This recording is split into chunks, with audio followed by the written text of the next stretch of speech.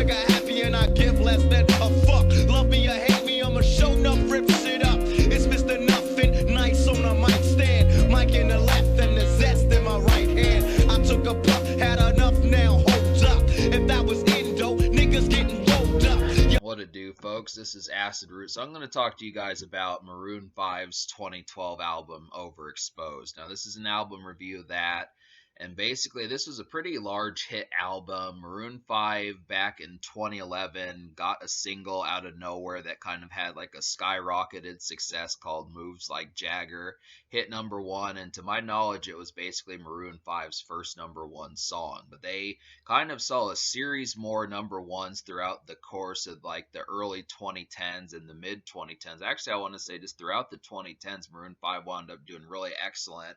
But I particularly remember this album being hugely successful, and this is the one where Adam Levine really started to cross over into like Bruno Mars and Drake territory and that type stuff. It was definitely something where if you would have talked about Maroon 5 just back in like July of 2010 or April 2010 or November 2009, they didn't quite have as massive as appeal. I mean, I know that there's like an album that came out in like 2004 where Maroon 5 had a number of hit singles and it got like MTV airplay and that type stuff, but I really noticed that this was the album that got them the true commercial potential, and then it led to the 2014 album 5, which really did well also.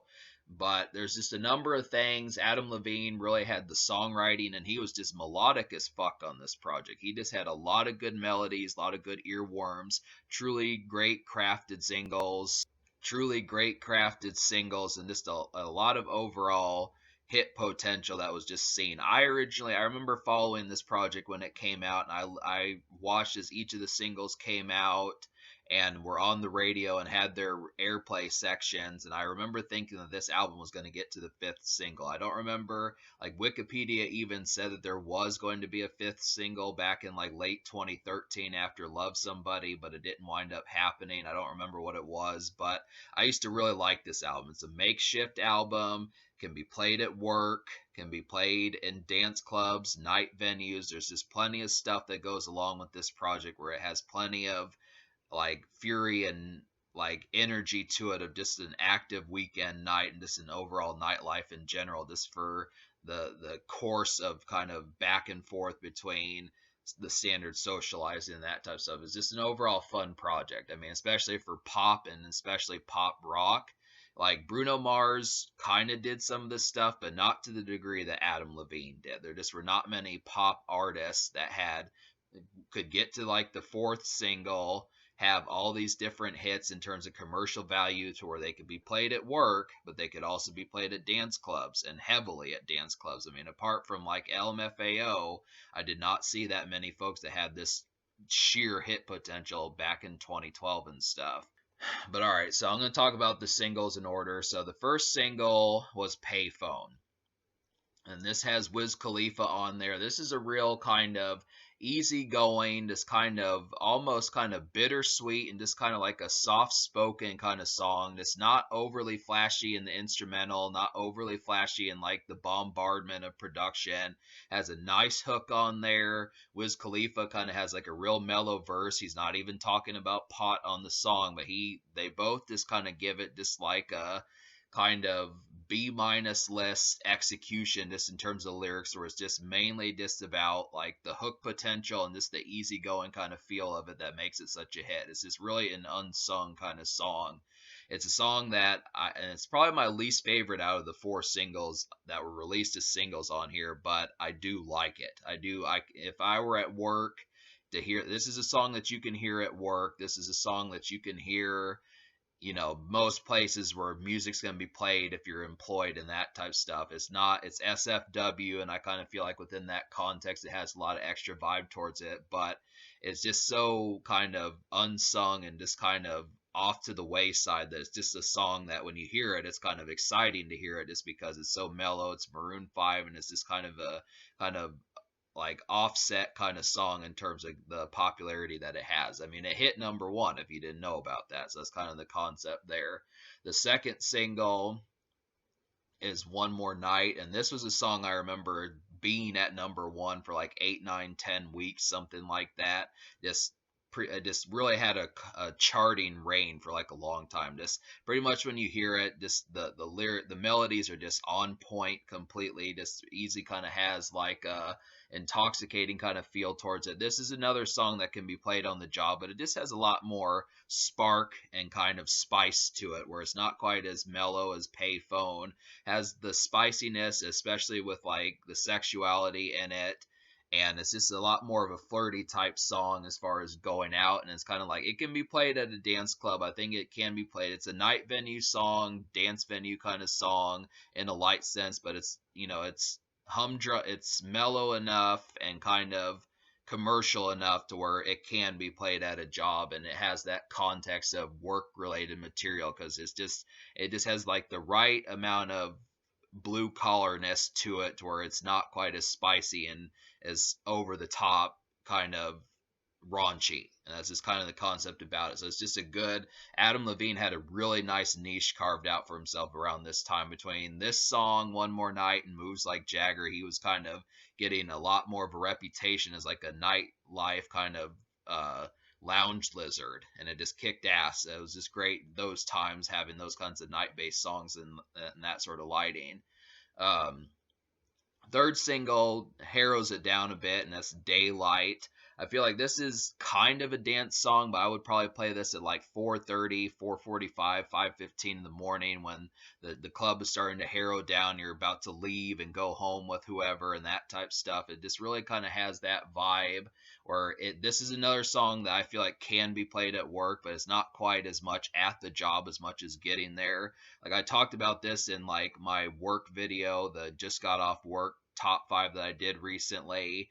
And to me, this is kind of a song that you can hear on the way to work, 8 o'clock in the morning, 9 o'clock in the morning on the way to work, or when you just got off work, 5:15, whatever, that type stuff. When you hear it, it's a makeshift song, and this has kind of one of those earworm choruses that just kind of is just one that just back in those days you could expect to hear all the time. And it's just about like, things, having to go your separate ways and that type stuff, and being able to say like, it just really, I mean, these were just good songs as far as that. I mean, I miss like the sheer amounts of like kind of like nightlife and just kind of overabundance of going out. I wonder like what, because Maroon 5 doesn't, I've listened to like the occasional one of the songs they've done. Like they've done a song with like Cardi B and some of that, but it's just not quite as nightclub oriented and dance club and blue collar, spicy blue collar type stuff as it was back in 2012 and early 2013. I mean, this was a song that crested into early 2013, and this is kind of like,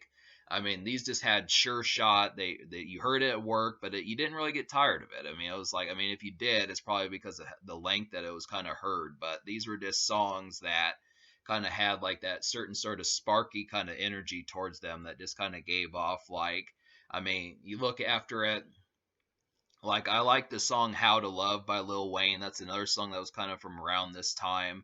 But "How to Love" was just a lot more. That was like Lil Wayne's most blue collar song. But this one was just more of like, it just was. It's just, you get certain makeshift songs where they still have the spark, where it's not like I just want to go home and just watch football for the rest of the night, but actually like you want to go out and do something. So that's just kind of the edge of some of those songs around that time. No offense to Lil Wayne and his "How to Love" song. That's kind of, that's just kind of the situation. So fourth single was "Love Somebody," which was a dance club song. This was probably the most dance oriented, and it's amazing that they waited until the fourth single to really get like a number that's meant for like dance clubs and just not so much blue collar. I mean, this can be a blue collar song, but it really feels more like a weekend song in that kind of sense. It just has a lot more kind of not at the job and thinking about what you have to do and the bills that need to be paid and that type stuff. At least in my opinion, it kind of came off as just a lot more recreational and just like a lot more loosened up and that type of stuff, not quite as composed and as such. And really, I could tell by the kind, it just really felt like a power pop kind of song. Like this was all, it's not quite a power ballad, but it definitely had like some push of power pop in there. Didn't feel like a rock song. It was just kind of something that I really kind of saw as like a dance. I mean, this is probably the closest one to a dance. Like, if I had to choose from the four singles, Payphone was not a dance song. That was really just kind of like in the car, makeshift kind of song. One More Night is kind of like a mild work or dance type song, this evening kind of song and that type stuff. Daylight is kind of more of a morning or just got off work kind of song and just kind of like a haze makeshift malaise kind of thing. And then Love Somebody was like a lot of kind of dance floor wanting to go out and go to like a like LMFAO party rock anthem type stuff. And it's good because Adam Levine had the ability to do these type songs and pulled it off. I mean, really, I felt like this album probably could have made it to the fifth single. And the whole thing about it is all four of these singles from this project cracked the top 10 of the Billboard 100. So they were all top 10 songs. Two of them hit number one, and it was just extremely good for the time. I mean, these guys were all over the radio 10 years ago, pretty much into like late 2013. And it was for a while they were thinking about pushing this record even further. But then they went with 2014's Five, which had quite a few singles also. So that's kind of the thing about it. I'm going to talk about the rest of this album now. Like, the thing about it is like there's two versions of this album. There's the 12 song package, which I like 9 out of the 12 songs on here. And then there's 3 extra songs, which would be Wipe Your Eyes, Wasted Years, and Let's Stay Together. And out of those 3 extra songs, the only song I really appreciated beyond that was just Wipe Your Eyes. So that means out of 15 songs, me listening to the deluxe edition, which is the version I'm reviewing, I like 10 songs, but out of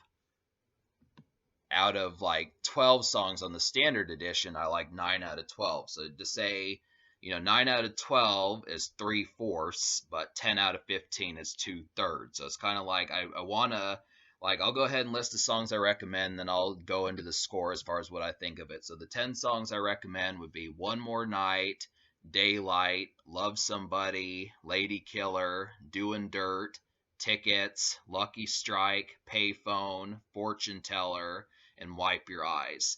Now, I'm going to go ahead and score this album before I talk about it. So me liking 9 out of 12 in the standard edition, I would give this album a 9 out of 10. 9 out of 10 is what it gets.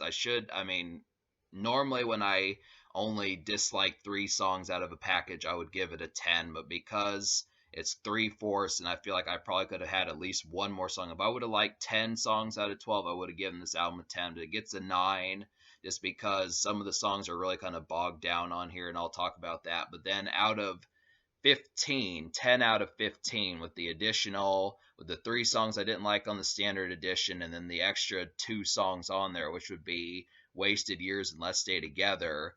10 out of 15 would be about like an 8.25. I'd say that's what it gets. I just feel like, that's 2/3 of the project. So an 8.25, it bogs down the score from a very exceptional 9 out of 10 to like an 8.25. I almost want to give it an 8, but that's just kind of the concept. So to talk about some of these, like a few of the hit extras on here, like Lucky Strike, Lady Killer, Doing Dirt, and Tickets, all really keep up like the more recreational kind of dance club type vibe.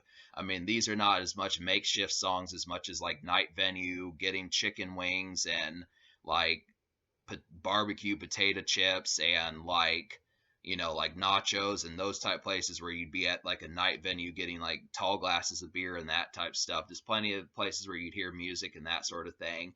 In terms of like dance club numbers, I would say that Fortune Teller, despite the fact that it's kind of like a morose, kind of almost kind of sardonic kind of song, I feel like it does have the exception. It's pretty exceptional in terms of being a dance song that's just not bubblegum and kind of peppy. It's just kind of more like, hey, I don't know what's going to happen, and I don't have all the answers kind of vibe. But it is good. It just depends upon the pitch of how you like the song. It's kind of like a pessimistic kind of dance song, which that's kind of the thing there. So it's just kind of, but another song that's like that is Wipe Your Eyes. I feel like that's another song that kind of has that sort of vibe, but I do feel like not every single song is just going to have like the pep and the kind of gloss of just like, being being starry-eyed and being all smitten with whoever and that type of stuff. So it just kind of happens to be where some of these songs do have like their point to them, despite him pining in songs like Love Somebody and Payphone. You know, Love Somebody and Payphone, kind of more pining for women and that those type songs. But yeah, there's just some good moments on here. I mean, a lot of these, like, they're melodic, like I said, melodic as fuck on here. Lucky Strike, Doing Dirt, especially, Lady Killer. I mean, Adam Levine knocks out every single one of these choruses, and it's, in my opinion, it's difficult to not sing along with him. It just really, he has that pitch as far as being able to do it. He's a pretty stellar vocalist on here. And,